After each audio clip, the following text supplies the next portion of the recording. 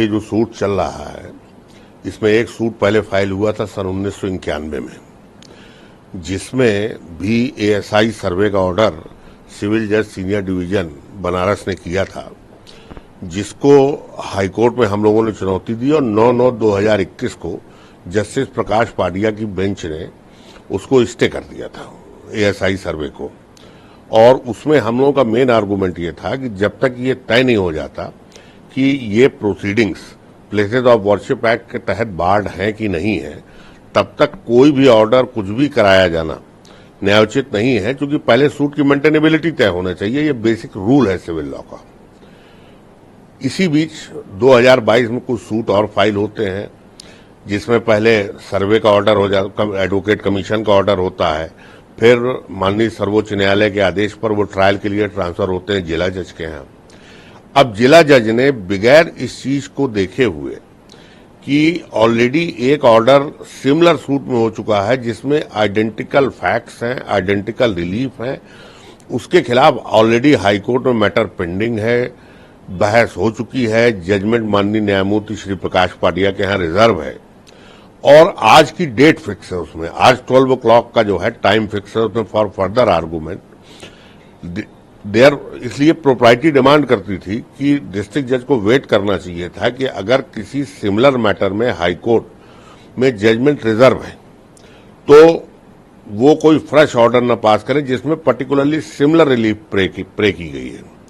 2022 वाले सूट के भी फैक्ट्स आइडेंटिकल हैं।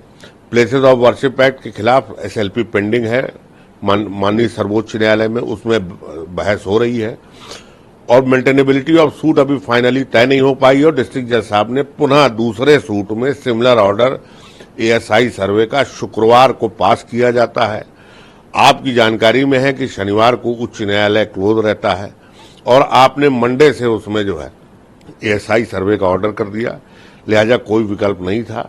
लिहाजा एप्लीकेशन माननीय सर्वोच्च न्यायालय में, जहां मैटर ऑलरेडी सीज्ड है, वहां किया और माननीय सर्वोच्च न्यायालय ने मामले की गंभीरता को देखते हुए 26 तारीख तक के लिए एक ब्रीदिंग टाइम हम लोगों को दिया है कि आप जो है हाईकोर्ट में अपनी पिटीशन फाइल करें और उसी के आदेश के अनुपालन में आज हम लोग पिटीशन माननीय उच्च न्यायालय में फाइल कर रहे हैं। आज क्या क्या कर रहे हैं आप?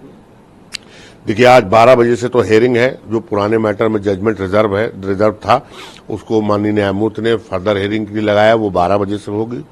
प्लस जो जिला जज का नया ऑर्डर है, इसको भी जो है उसके खिलाफ भी हम लोग पिटीशन फाइल कर रहे हैं और it is likely to be taken up today और टुमारो।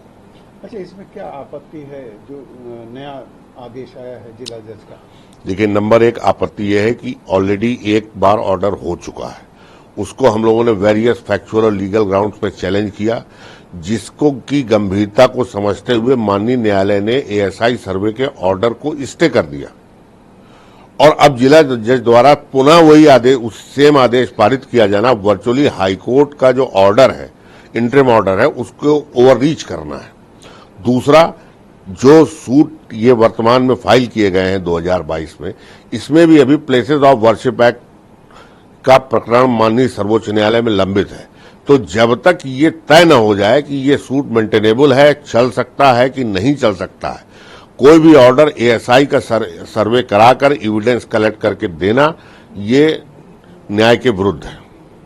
सवाल ये है कि अगर पार्लियामेंट ने एक एक्ट पास किया है जिसमें ये निर्धारित कर दिया गया है कि 15 अगस्त 1947 को जिस धार्मिक स्थल की स्थिति जैसी थी वैसी ही रहेगी, उसको चेंज नहीं किया जा सकता, तो जब तक वो, और उस एक्ट की वैलिडिटी को माननीय सर्वोच्च न्यायालय ने बाबरी मस्जिद वाले केस में, एम सिद्दीक वाले जजमेंट में कैटेगोरिकली अपहोल्ड किया है, along with object and reasons, कि किस वजह से 1991 का एक्ट बनाया गया था।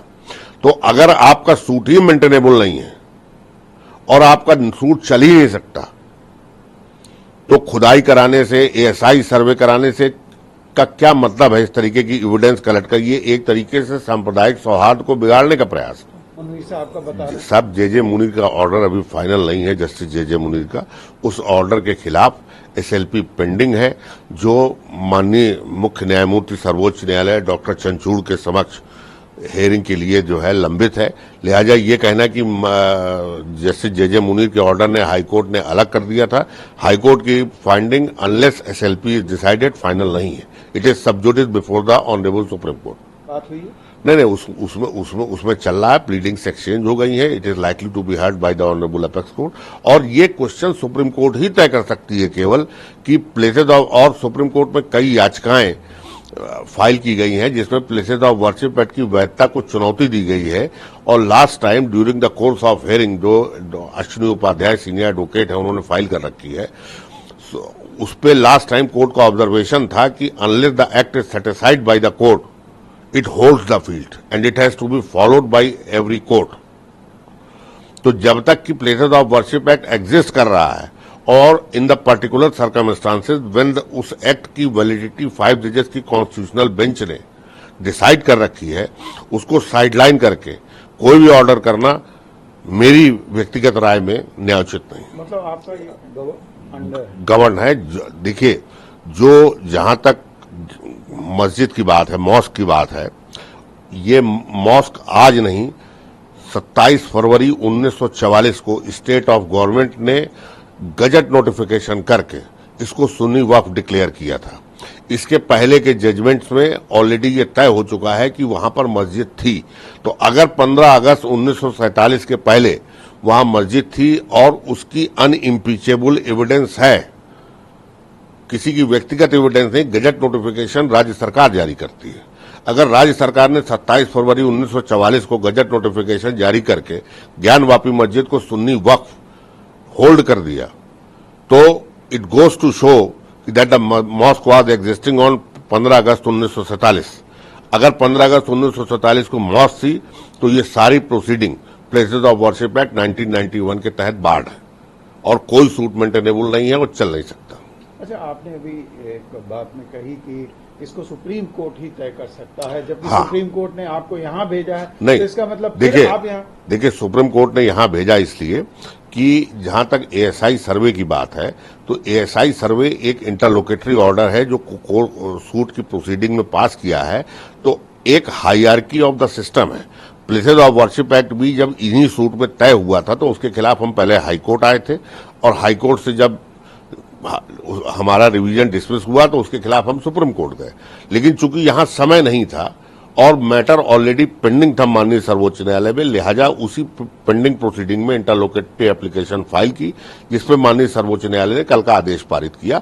नियमतः जब एक सिस्टम बना हुआ है कि डिस्ट्रिक्ट जज के ऑर्डर के खिलाफ हमें हाईकोर्ट जाने का वैकल्पिक रास्ता है, तो सुप्रीम कोर्ट डायरेक्टली इंटरटेन नहीं करता। सुप्रीम कोर्ट ने राइटली हमको ब्रीदिंग टाइम दे दिया है और ये कहा कि आप हाईकोर्ट जाइए। हम हाईकोर्ट जा रहे हैं and we will demand the high court. आप याचिका में कब फाइल कर रहे हैं, क्या क्या इसमें मेंशन कर रहे हैं? याचिका हम लोग आज फाइल कर रहे हैं, बहुत डिटेल पिटीशन है और आज फाइल हो जाएगी। ये either it will be heard today और it will be heard tomorrow.